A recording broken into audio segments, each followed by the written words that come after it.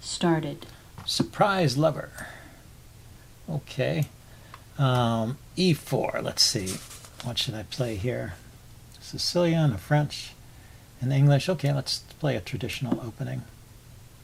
Let's see what we get. Maybe we'll get a Ruy Lopez here. My rating, I have to point out, is at 15-18. This is the highest it's ever been, so that's a new record for me in Blitz. Cool, huh? So we'll see how long I go before I start losing points. Okay, this is the exchange variation of the Ruy Lopez.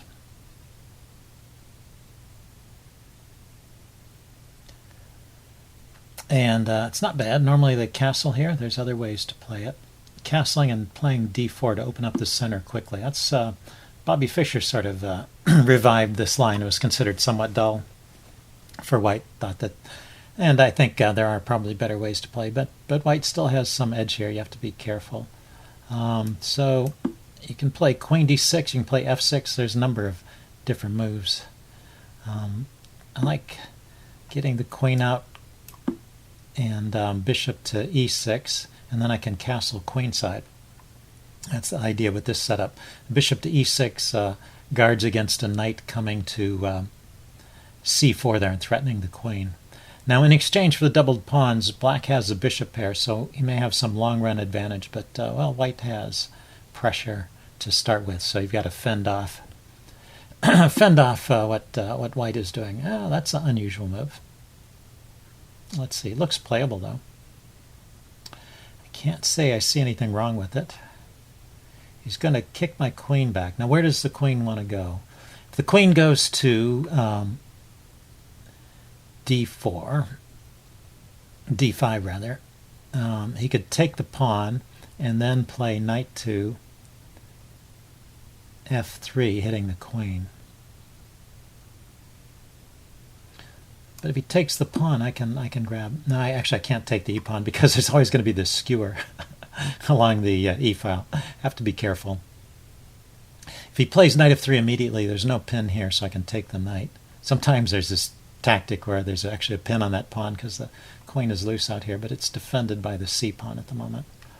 So knight takes pawn, I'm expecting, and then I can't take this guy, but I could play a move like bishop to bishop or knight to e7,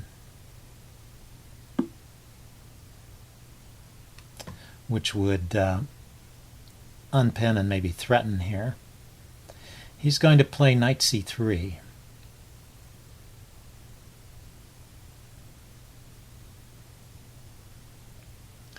Let's see. I could also play bishop to c4 here, putting pressure on the knight. Bishop c5, rather. And then if he plays knight c3, I can actually take the knight.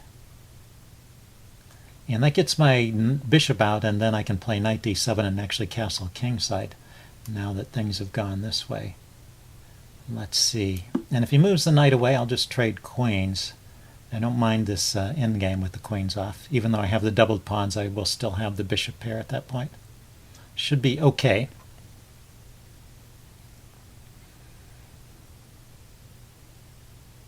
Just got to avoid taking that e-pawn and walking into the skewer. Look for those little tactical tricks.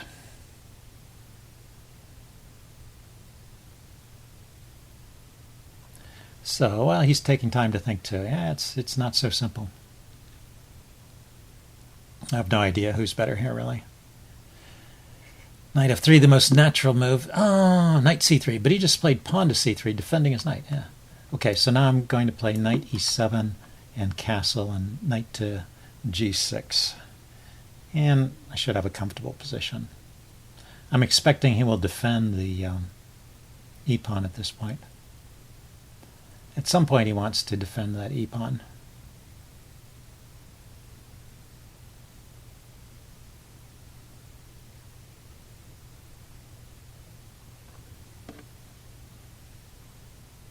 So anyway, very creative way for a surprise lover to play the game. So maybe he's loves surprising his opponent.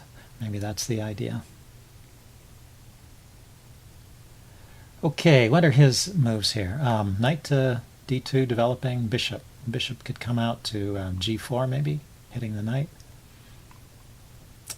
Bishop to bishop g5 rather. Bishop f4 defending the pawn. Maybe it's a good idea. I don't know if I want to take that pawn even if he doesn't defend it, because it will allow him to develop the rook with tempo, and I would rather get my pieces out and get my king to safety rather than grabbing a pawn at this moment. There's always a risk of him playing a move like f4 here because it opens up that diagonal for his king. So bishop f4 seems like a logical move. Knight moves are possible. Knight to d7. Queen. Can the queen come out and attack on g4? No, it can't, because my bishop's controlling g4. Yeah, he doesn't have a whole lot of moves. He could just retreat his knight back to f3, and I trade queens and castle, and I'm comfortable in that position. So, well, we'll see. How long has he been thinking about this move? I hope he didn't disconnect. Let's see, 6:29 to 4:42. That's almost 2 minutes. That's really too long to spend on one move in an 8-minute game. I mean, this is a slow time control. Yeah, there's the bishop coming out. Yeah, it makes sense. And I'm not going to take that pawn. I mean, I could take it, but rook here, he's ganging up on the knight. He still doesn't win it. The knight's protected by the bishop. But it would be an awkward pin. Let's just castle. Maybe I'll kick the bishop.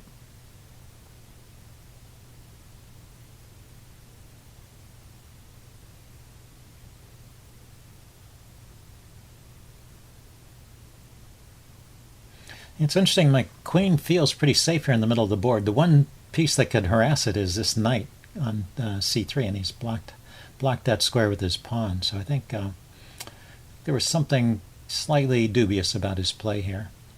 Not that I'm better. It just feels like I've managed to survive the worst of it and should be okay. Now we'll see what the chess engine says in the postmortem. I don't think we're in any opening book, so. Let's see. It'd be nice if I could play bishop to g4, but I don't have a way to support it. Maybe pawn to h5, bishop to g4, but his queen is on that diagonal. Okay, he just trades. A simple way to play it. I need to take back and let's think. Move first and then think.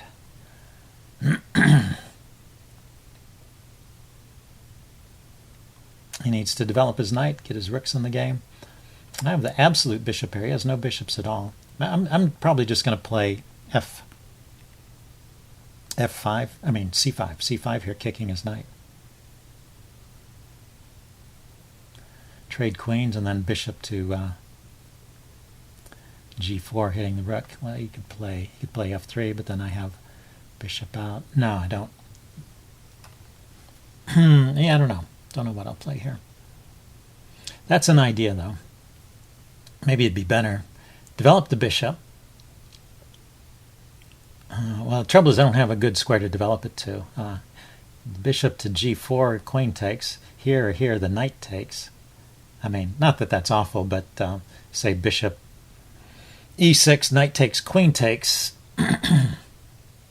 Not looking all that great. I mean, I don't have the bishop pair anymore, and I still have the doubled pawns.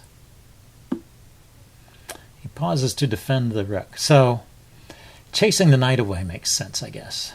I mean, it'd be nice if I could develop the bishop, get a rook here, and then chase the knight away and win on the back rank, but I don't see that happening.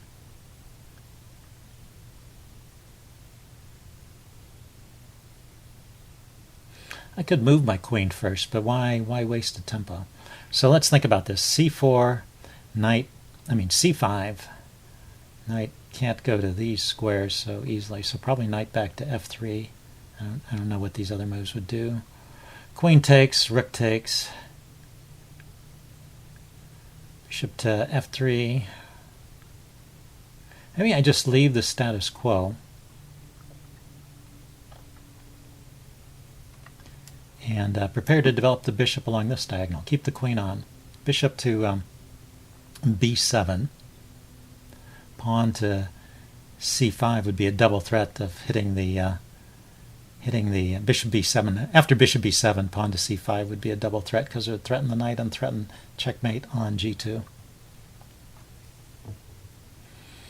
Yeah, Mr. Surprise Lover here, he's using way lots of time. He spent a minute on that last move, and now he's spending half a minute here. Okay, pushes on with e6.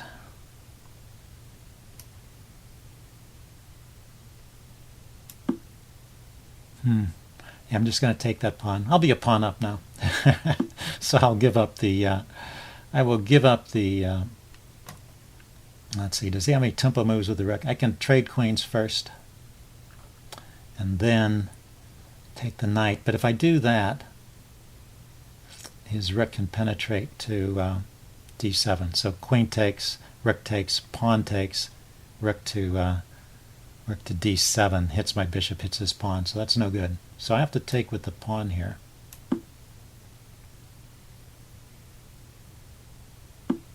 Yeah, and yeah, that's pretty clever. I can't take back with the with the e pawn because my bishop is hanging, so I have to take with the c pawn, and then he gets his pawn back. So it wasn't a pawn sacrifice, but it did help me straighten out my pawns. Let's see, I can attack his f pawn, so let's do that. And then I can threaten I can threaten his back rank. He's got a problem on the back rank. Let's see, I can throw in the check first, or yeah, I guess he develops his knight now and defends the back rank that way. I thought I was winning something there. He can play knight here. Well, on a knight move, I have a fork.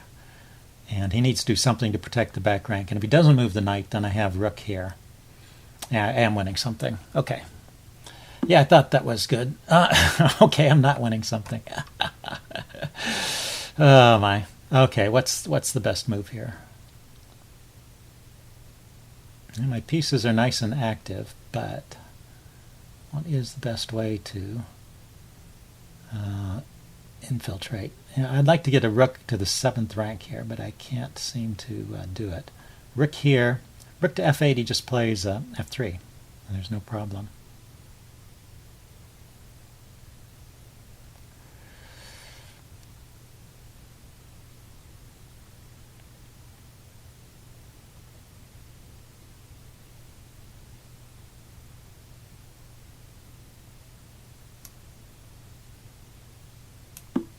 Okay, I'm developing my rook, and I'm just going to swing it over here and harass his pawns. Yeah, so now he's got his knight out.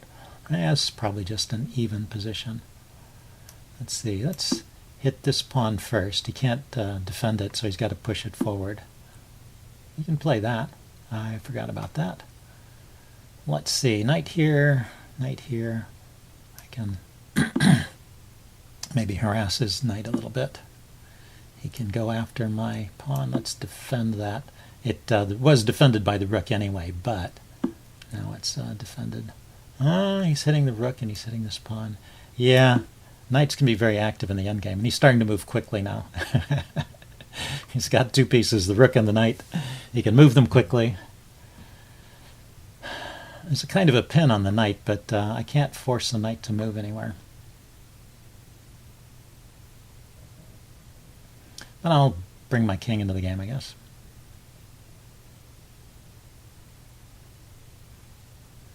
King f7, king g6.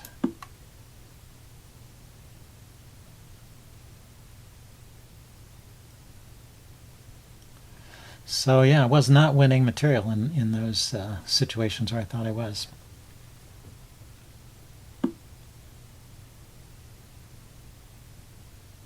Let's see, maybe I want to go king to e7 to d6.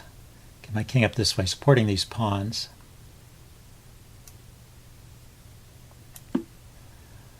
In the center. Oh, but I have a problem with king d6. King d6 blocks the bishop. So I'm going to go king to d7 here. See, if I play king d6, he can play b4 there, and the bishop is trapped. Pretty annoying. So king d7, leaving the bishop free to move. Maybe bishop to d6 then, hitting this pawn over here. He has a check. Okay, he goes after one of my pawns.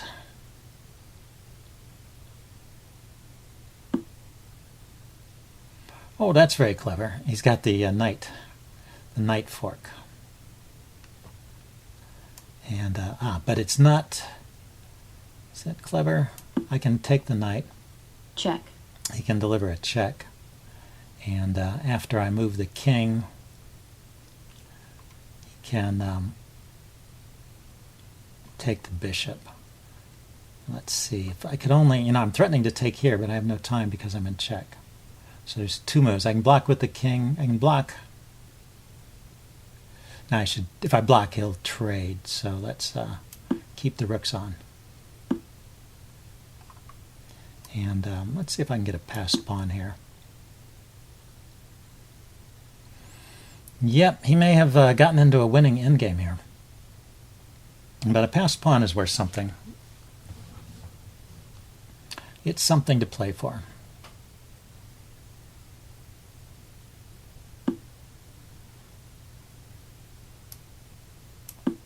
Okay, I'm hitting his rook.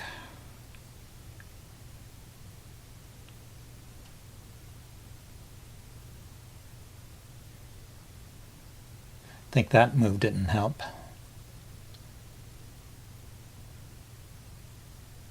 If he goes to A7 there, I can go to, yeah, so he goes there. I can go forward to B5 here if he checks me from the side. He can play the move, pawn to, yeah, pawn to G4. And I'm losing my G-pawn, and now he has passed pawns. So he takes there.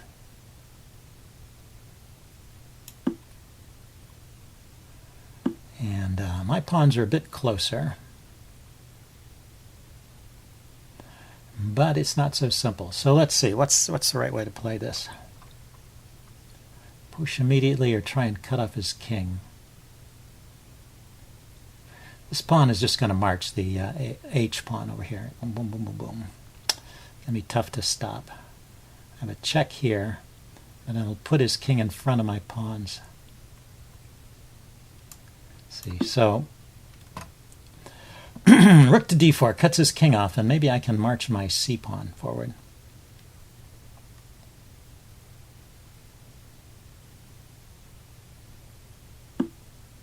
Yeah, and he can just march his A pawn.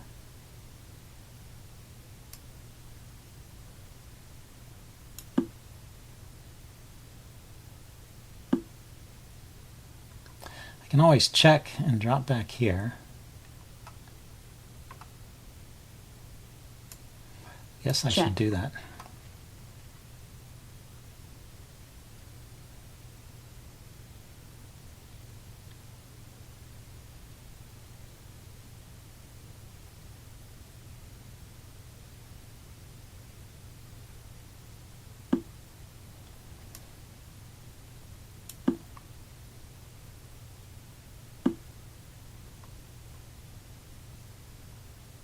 Now let's see, if I go here, let's see, if I move my king up, he pushes, and then I bring my rook down. He can bring his rook to the 7th rank, so I have to bring my rook down right now. And then he can move his king forward. He didn't, okay, but I still have to put my rook in front of the pawn. So he gets his rook behind the pawn. Here, I get my king in front of these pawns.